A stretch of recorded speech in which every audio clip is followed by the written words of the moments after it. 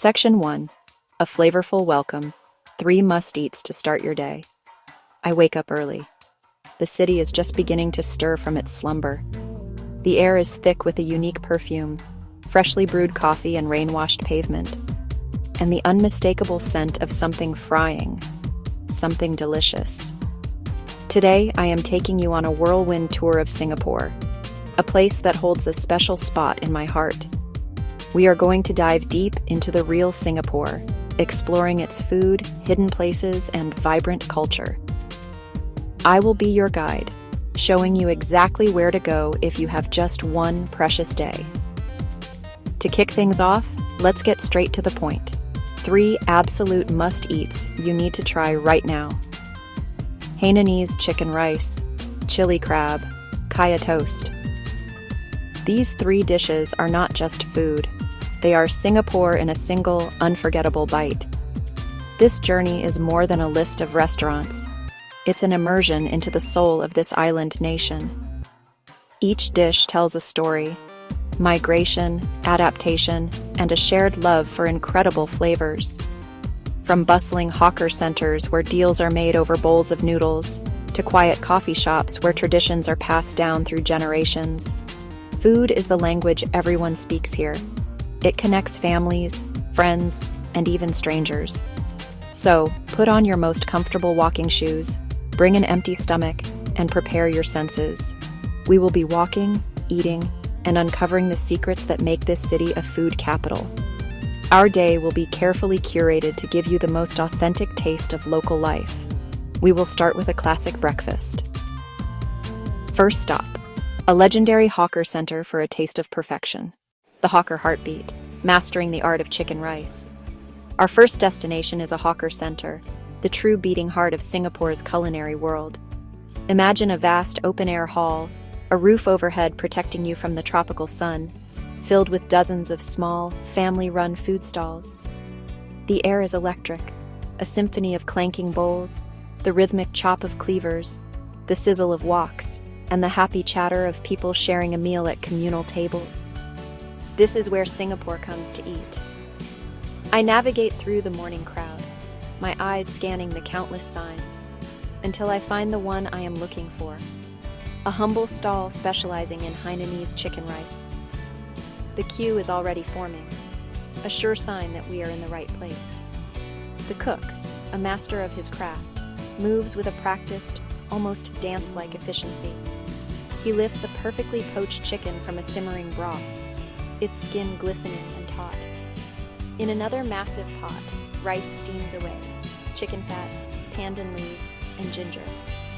The aroma is intoxicating, a rich, savory perfume that promises comfort and satisfaction. I watch as he expertly carves the tender chicken, laying the silky pieces over a mound of the fragrant rice.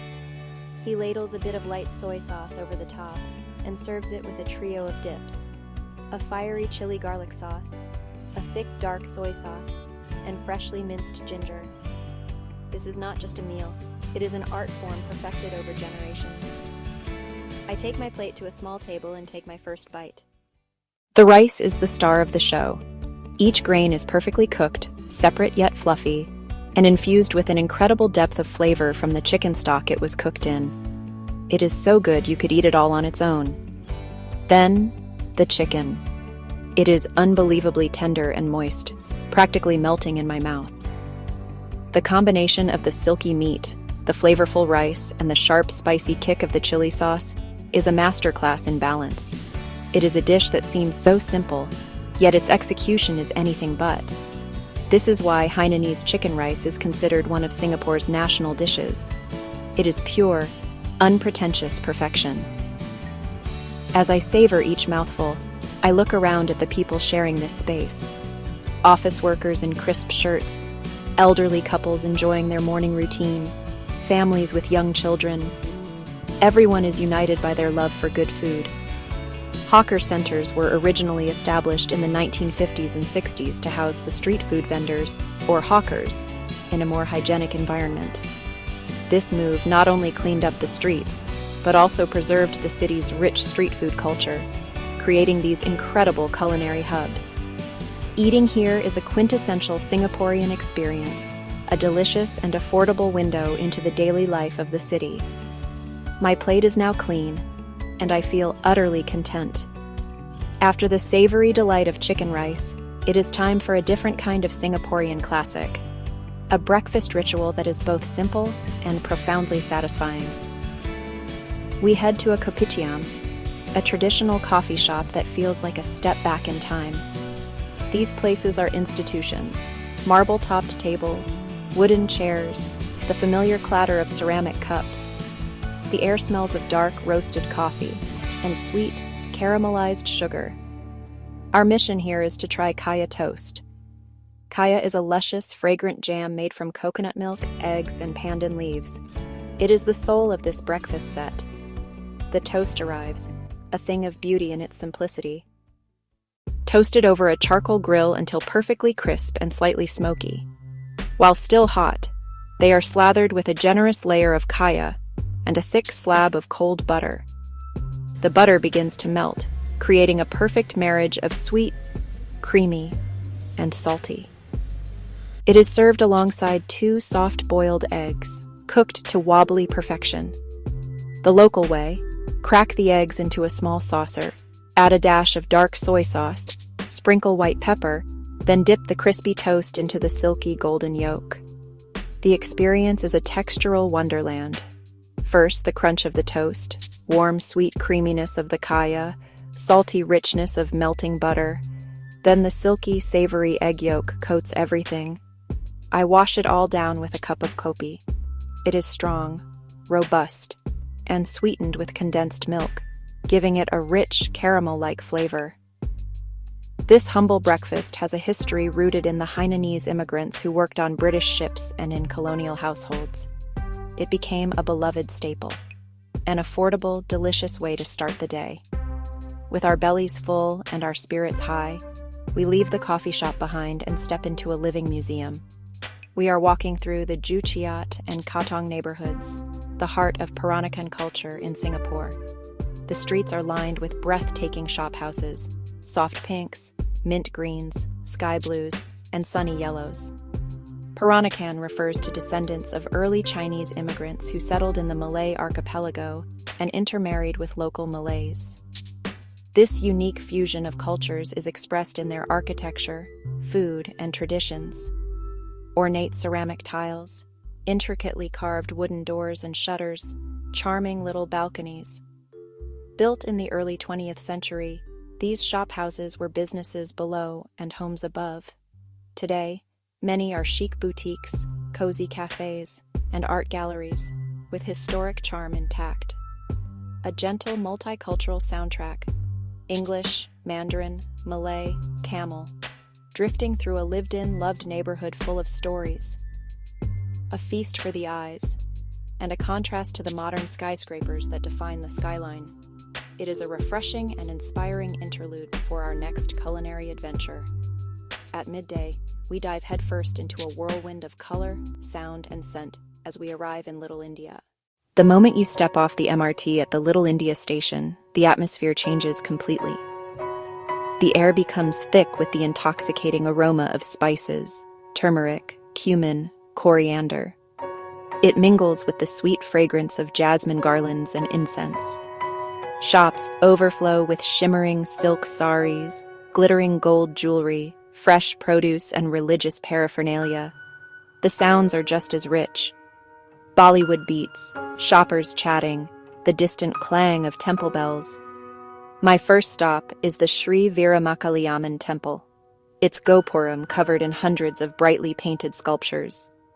I slip off my shoes and step inside. Warm light illuminates offerings and carved figures. Calm amid joyful chaos. Now it is time for another taste adventure. We are hunting roti prata. A ball of dough is stretched and flipped until paper thin, folded, and slapped on a hot griddle until it puffs and turns golden. Served with fragrant curry, it is crisp outside, soft and chewy inside. Simply divine. Little India is a testament to Singapore's multicultural fabric. After the vibrant energy of Little India and the delicious satisfaction of roti prata, it is time to seek out a different side of Singapore. Hidden behind office buildings is a small, beautifully landscaped park, a secret garden in the concrete jungle. Shaded paths, a green canopy that muffles the city, blooms in tended beds, and the gentle trickle of water. I sit on a wooden bench, watch workers find quiet lunch spots. A ginger cat sleeps in sunlight. These pocket parks are the city's green lungs, moments of peace integrated into urban life. Sitting here listening to birds and feeling the breeze, I feel my energy restored.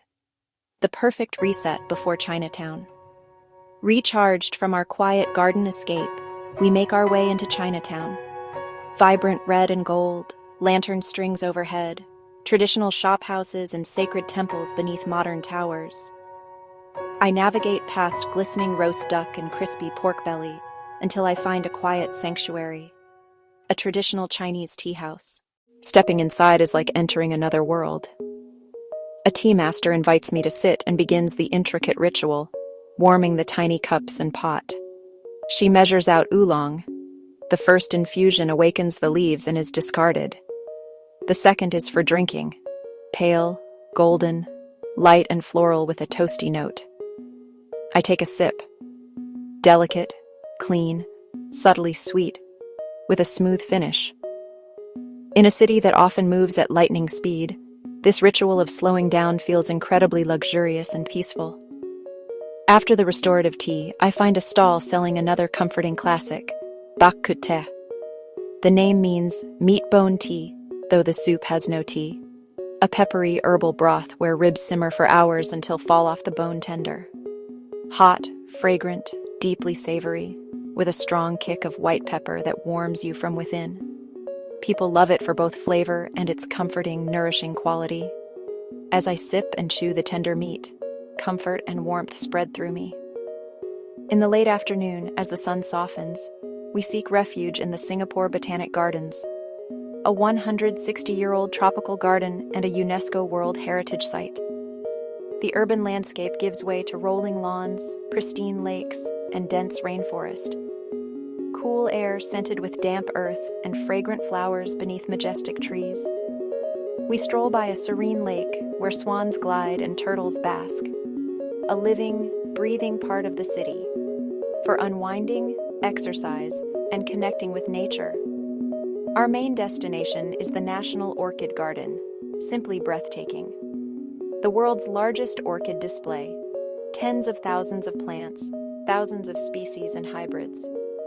In the VIP Orchid Garden, hybrids named after visiting dignitaries are showcased. Singapore's city in a garden vision lives here. Beauty and vital botanical research in harmony. As evening descends, the city begins to glitter with a million lights. We head to the riverfront for our final show-stopping meal. The atmosphere at Clarke Quay is electric. Restored warehouses now home to restaurants, bars, and clubs. We find a bustling seafood spot with tanks of live crabs, fish, and prawns. Tonight, we are here for one thing, the legendary chili crab. When the dish arrives, it is a glorious, magnificent mess. A massive mud crab bathed in a glossy red sauce. Served with mantou, crispy outside, cloud soft inside. You are given a bib, a lime water bowl, and a set of crab crackers and picks. Eating chili crab is hands-on. Getting messy is part of the fun. There is no elegant way. Just dive in. A huge, sweet piece of crab meat. The sauce is the hero. Sweet, savory, tangy, and spicy heat that slowly builds. Tomato and chili paste, enriched with silky swirled egg ribbons. The sweet crab against the bold sauce and the mantou mopping every last drop is pure bliss. Born from street stalls in the 1950s, today it is a must-try icon. As I finish, hands sticky and face beaming, I feel triumphant joy. More than a meal, an experience. For the final act of our incredible day, we make our way to Marina Bay. Gentle music fills the air. Fountains dance. Jets of water become a canvas of color. Technology, art, and nature. One last taste, a humble street cart ice cream sandwich. A slice from a block, placed between wafers or rainbow bread. I choose sweet corn, nostalgic, refreshing, and take a bite as the skyline sparkles. We tasted Hainanese chicken rice, Peranakan kaya toast, and chili crab. We found peace in hidden gardens, visited ancient temples, and were dazzled by modern marvels. Singapore engages all your senses, small in size, colossal in heart, flavor, and spirit. If you enjoyed this whirlwind tour, please like, subscribe, and share.